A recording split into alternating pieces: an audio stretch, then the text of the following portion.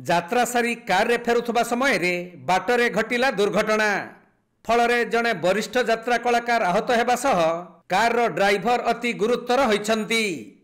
मिलिथिबा सूचना अनुसार तुलसी गणनाट्यर कलाकार अश्विनी नीलगिरी अंचलरू यात्रा सारी कार जुगे भुवनेश्वर फेरुथिले।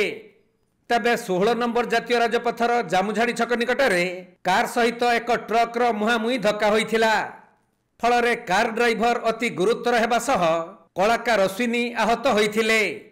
तेणु उभय को स्थानीय लोक माने उद्धार करी बालेश्वर जिला सिमुलिया डाक्तरखाना रे भर्ती करथिले।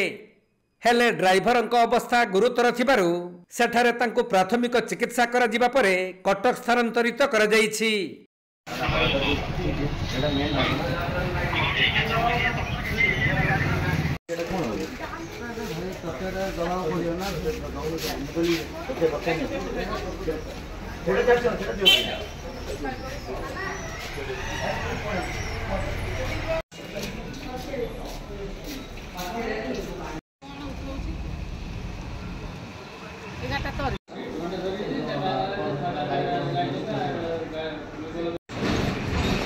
बालेश्वर जिला सररू सुमंत दास रिपोर्ट कोणार्क लाइव।